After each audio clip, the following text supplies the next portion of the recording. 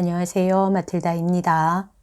오늘도 이어서 아빌라의 성녀 테레사께서 쓰신 글 완덕의 길을 읽어드리겠습니다. 제31장 위와 같은 문제를 계속 다룸 고요의 기도를 밝힘 고요의 기도를 하는 이들에게 주는 몇 가지 교훈 매우 중요한 장 따님들이여 고요의 기도를 더욱 밝혀보고 싶습니다. 다른 이들한테서 들은 대로 주께서 깨달음을 나에게 주신 대로 하겠습니다만 아마도 여러분에게 말하라고 이 깨달음을 주셨나 봅니다. 내가 보기에는 위에서 말한 바와 같이 주님이 이 기도를 시작하게 만드시는 때가 우리 기도를 들어주신다는 것을 우리가 느끼는 바로 그때요. 바야흐로 그때부터 당신은 그 나라를 이승에 우리에게 주셔서 진정 당신을 찬미하고 그 이름을 거룩히 빛내고 또 수많은 백성들이 그리하도록 힘쓰게 하시는 것입니다. 그것은 벌써 초자연적인 것이므로 우리가 아무리 힘쓴데야 우리 힘으로는 미치지 못하는 것입니다. 그렇습니다. 그것은 영혼이 스스로 고요 속으로 드는 것, 아니 그보다는 주께서 마치 의인 시메온에게 하셨듯이 그 영혼을 당신 앞에 두시어 그의 모든 기관을 고요하게 만드시는 그것입니다. 여기서 영혼이 얻는 깨달음은 외계의 기관으로 얻은 그것과는 아주 달라서 이미 하느님 곁에 있고 조금 더 가면 결합으로써 하느님과 하나 되기에 이르는 것입니다. 이것은 육체나 영혼의 눈으로 볼 수 있는 것이 아닙니다. 의인 시메온 역시 영광의 아기님을 배우면서 한 가난한 아기밖에 보지 못하였던 것입니다. 아기가 둘은 포대기로 보나 아기를 모시고 거동하던 사람들이 적은 것으로 보나 하늘에 계신 아버지의 아드님이라기보다 어느 가난뱅이의 아들로 생각할 수밖에 없었습니다만 아기님께서 친히 당신을 알아뵙게 해 주신 것입니다. 그와 같이 아니 그처럼 똑똑히 알아뵙지는 못한다 하여도 고요의 기도에 있는 영혼은 주님을 깨닫는 것입니다. 자기가 주님의 나라 안에 있다는 것, 적어도 그 나라를 주실 임금님 곁에 있다는 것을 깨닫기는 하나 어떻게 깨닫는지는 모르므로 영혼은 황공한 나머지 감히 아무것도 청하지 못하게 됩니다. 말하자면 안팎의 힘이 빠져버려서 외적 인간은 여러분이 더 잘 알아듣기 위해서 육체라고 해둡시다. 외적 인간은 꼼짝도 하기 싫어지고 마치 하루길을 걸은 사람이 다음 길을 잘 걷기 위하여 푹 쉬는 것과 같으니 그럼으로써 곱절의 용기가 나게 되는 것입니다.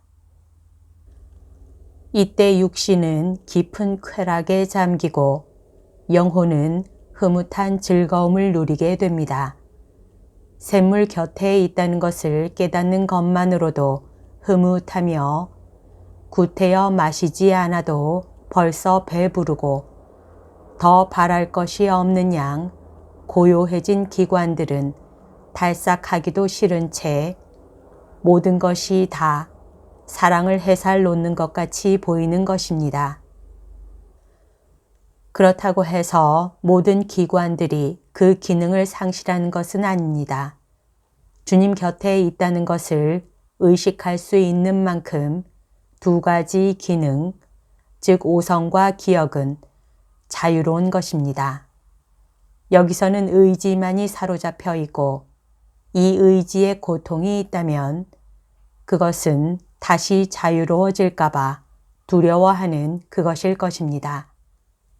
오성은 알고 싶어 하는 것이 오직 하나뿐이며 기억으로 담아두고 싶은 것도 이 한 가지 뿐입니다. 따라서 꼭 없어서 안 될 것도 오직 한 가지 뿐으로 나머지 모든 것은 그 한 가지를 어지럽히는 것으로 보입니다. 그래서 육체적으로는 누리고 있는 평화가 깨뜨려질세라 움직거리기가 싫어서 꼼짝달싹하지 않고 말하기조차 괴로워집니다. 그러다 보면 주의 기도를 한 번 외우는 데에도 1시간이 지나가 버릴 것입니다. 영혼은 주님 바로 곁에 있기 때문에 눈치만으로도 주님의 뜻을 알아들을 수 있다고 생각하는 것입니다. 그러한 영혼은 자신이 궁궐 안에 임금님 곁에 있고 이승에서부터 바야흐로 그 임금님이 당신의 나라를 자신에게 주신다고 느끼는 것입니다.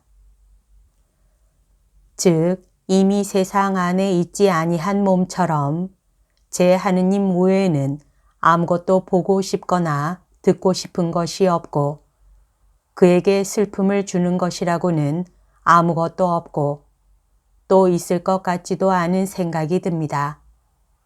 이러한 상태가 계속되는 한 영혼은 더 없는 즐거움과 만족을 느끼면서 이에 빨려 들어가 더 바랄 것이 없게 되어 오직 성 베드로와 함께 행복에 겨운 목소리로 이렇게 말할 따름입니다. 주여, 여기에 새 거처를 마련하게 하소서.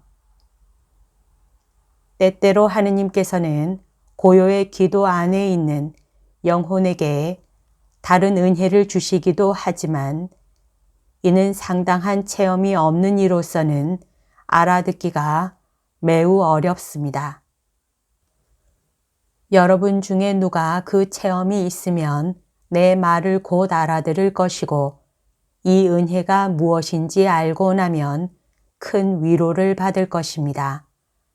내 경험으로는 하느님께서 이 은혜와 위에서 말한 은혜를 한꺼번에 주시는 일이 종종 있다고 봅니다. 고요의 기도가 깊고 오래가게 되면 의지가 무엇에 매어져 있어야 안정이 오래 간다고 봅니다. 그런데 이 은혜를 받은 이들은 까닭도 모르는 채 하루나 이틀을 이 기쁨 속에 잠겨 지내는 수가 있고 하는 일에 골똘하지 못하여 무엇인가 가장 소중한 기능을 잃은 것 같이 보입니다.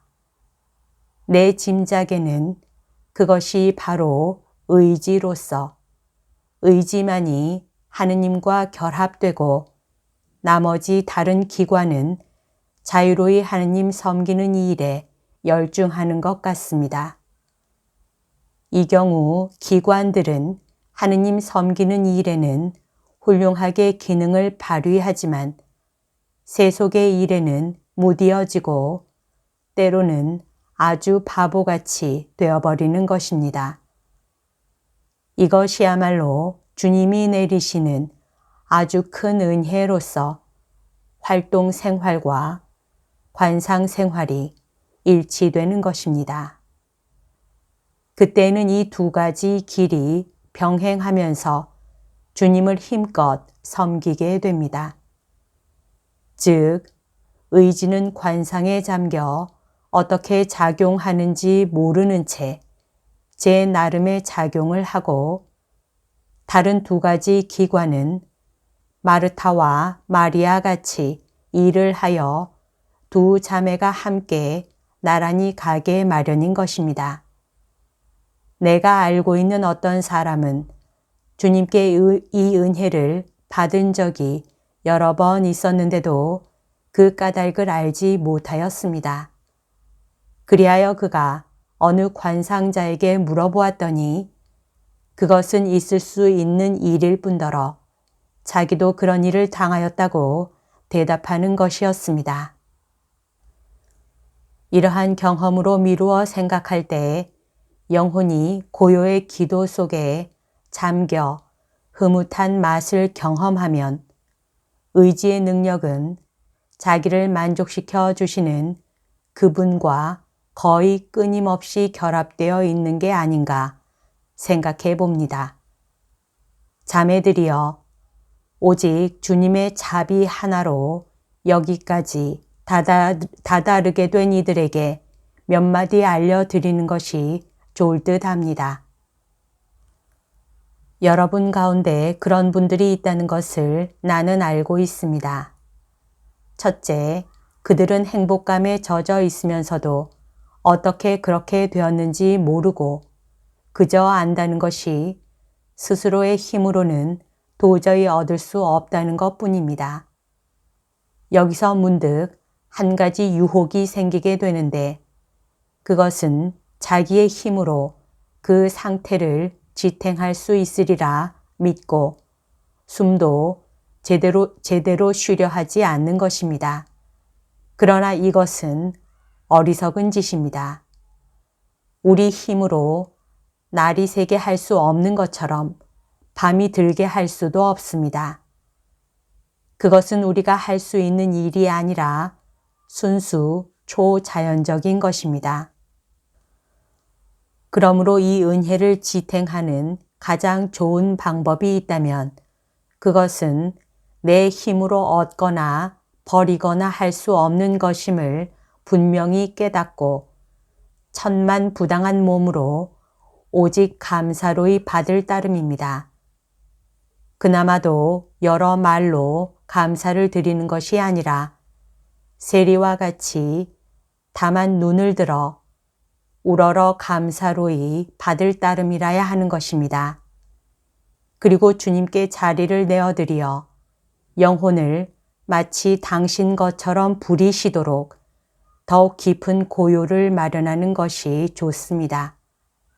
더더욱 좋은 것은 이따금 사랑겨운 말씀을 한마디씩 해드리는 것입니다. 그것은 마치 죽어가는 촛불을 다시 살리려고 입김을 불어주는 사람의 비길 수 있습니다. 불꽃이 타고 있을 때 훅 불어버리면 꺼져버릴 것입니다. 그러므로 입김은 매우 부드러워야 할 것이며 머리를 짜내어서 여러 말을 하다가는 의지가 뒤흔들리고 말 것입니다. 또 한 가지 이 자리를 빌려 여러분에게 해드리고 싶은 말은 가끔씩 여러분은 오성과 기억이 그 기능을 발휘하지 못하는 것을 경험한다는 것입니다. 영혼은 아주 깊은 고요 속에 잠겨 있는데 오성은 들떠 있어서 제 집안에서 일어나는 일조차 모르는 것 같은 때가 있을 것입니다.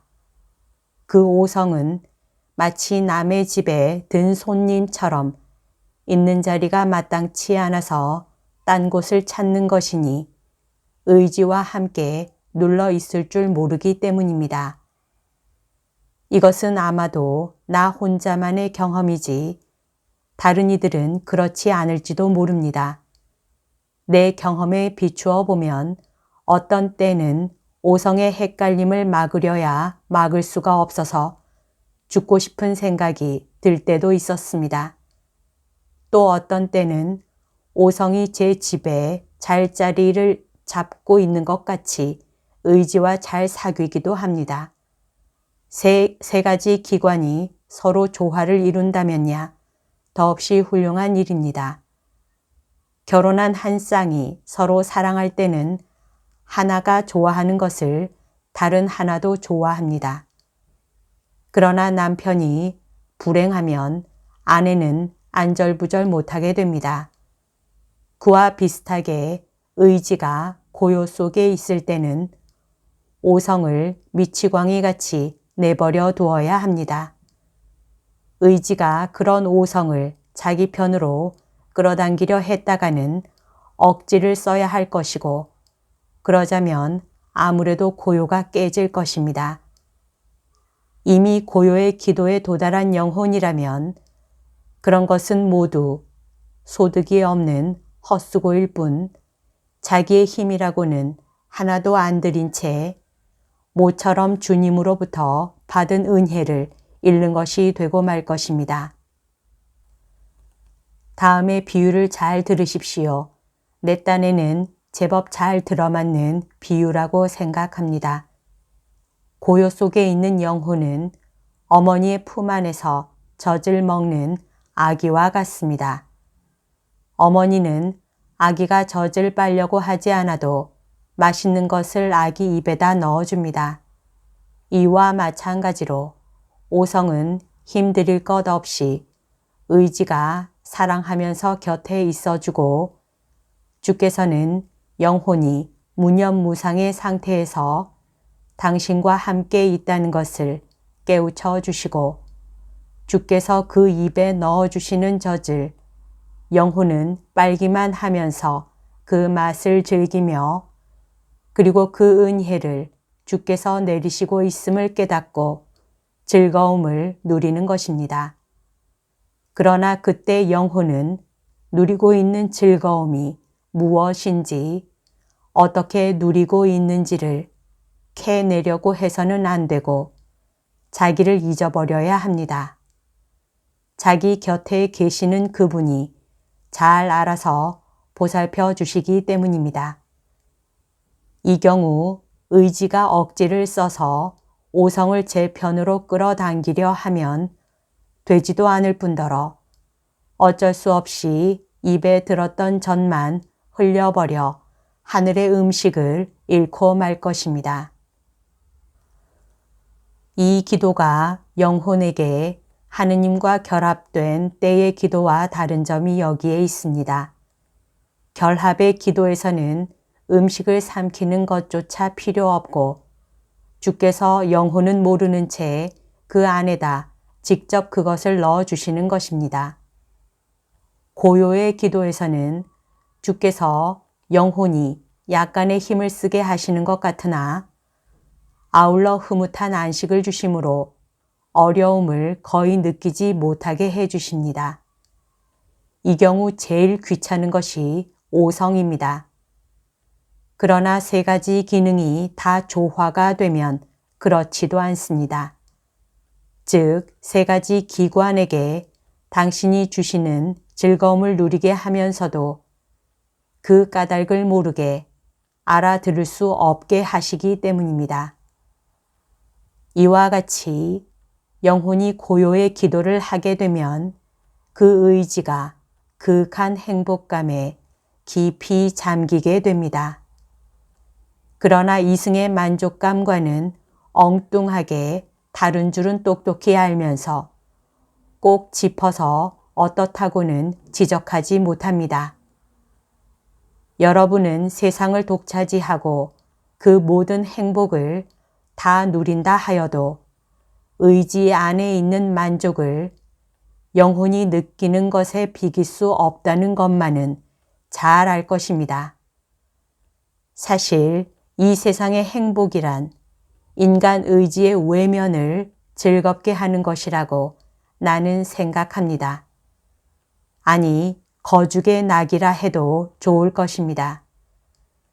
여러분 가운데 누가 두드러지게 초자연적인 이 기도의 숭고한 경지에 도달했을 때 오성의 그 생각이 세속의 허황된 것을 찾아 헤매거든 미치광이로 돌리고 웃어버리며 혼자 고요 속에 머물러 있어야 합니다. 생각이야 오락가락 하더라도 여기서는 의지가 여왕이고 그 권능을 쥐고 있으니 별로 힘들이지 않고 그 생각을 휘어잡을 수 있을 것입니다. 그러나 억지를 써서 휘어잡으려 하면 의지는 생각을 다스리는 힘, 즉 하늘스러운 영향을 섭취해서 얻었던 그 힘을 잃게 되고 나아가서는 오성도 의지도 얻는 것 없이 둘 다 손해를 보고 말 것입니다. 한꺼번에. 여기서도 그와 같다고 나는 생각합니다. 이것은 스스로 경험을 한 사람이라야 알아들을 수 있을 것입니다.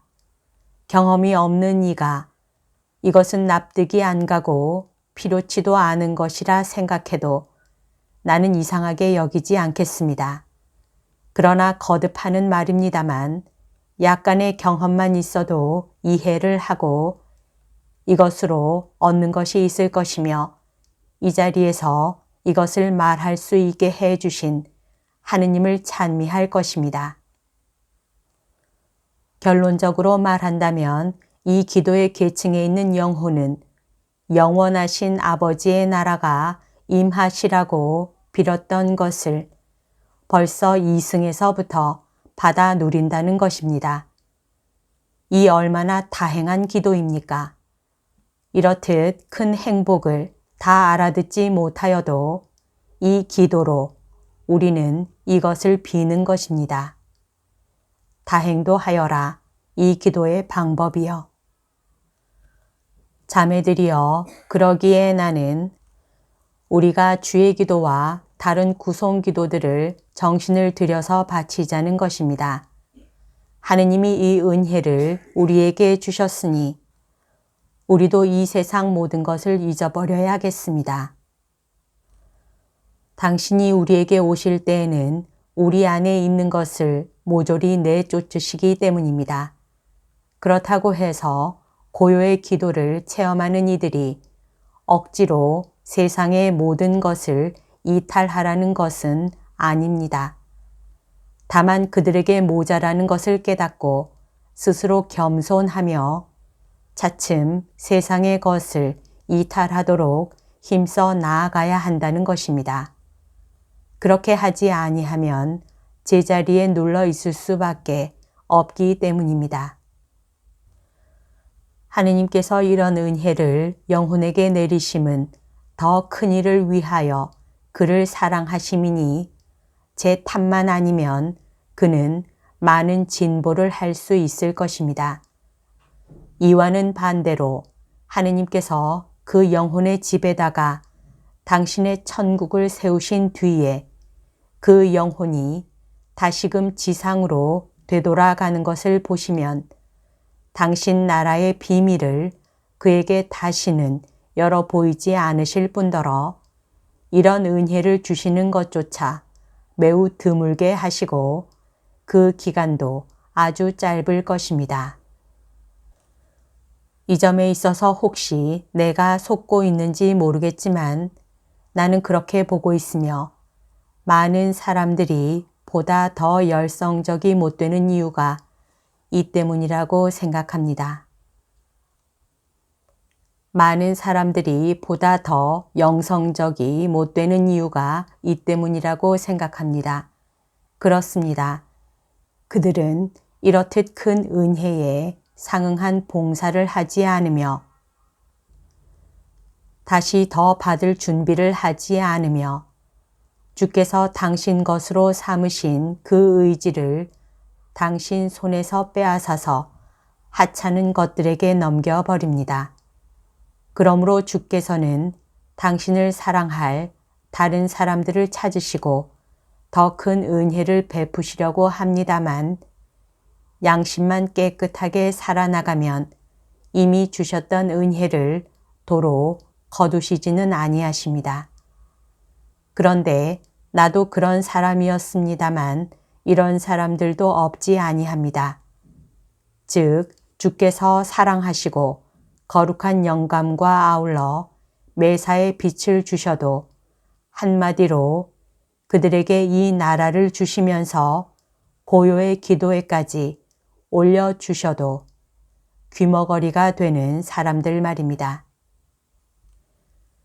말하기 좋아하는 그들은 구송기도를 많이 외우는 것을 어찌나 좋아하는지 매일 외워야 할 것을 정해둔 것처럼 어서 짐을 벗어야겠다는 듯이 빨리 해치워 버립니다.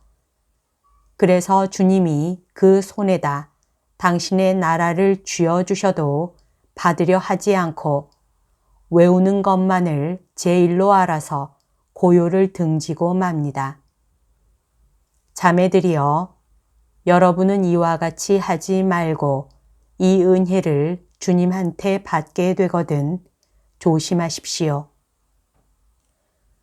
그리하여 이 큰 은혜를 잃지 않도록 하고 주의 기도를 허겁지겁 몇 번이고 외우기보다는 차근차근 한마디라도 똑바로 잘 바치는 것이 훨씬 낫다는 걸 명심하십시오. 여러분의 비는 소리를 들으시는 분이 바로 옆에 계시니 그분은 여러분을 버리실 리가 없습니다. 내 말을 믿어주십시오. 이것이야말로 진정 당신을 찬미하고 그 이름을 거룩히 빛내는 길입니다. 그리하여 여러분은 당신 집안의 식구로 주님께 영광을 드리고 뜻과 마음을 다하여 당신을 높이고 나아가서는 당신을 섬기지 않을 수 없게 될 것입니다. 여기까지가 오늘 들려드릴 내용입니다. 오늘도 하느님의 뜻 안에서 서로 사랑하는 하루 보냅시다. 사랑합니다. 축복합니다.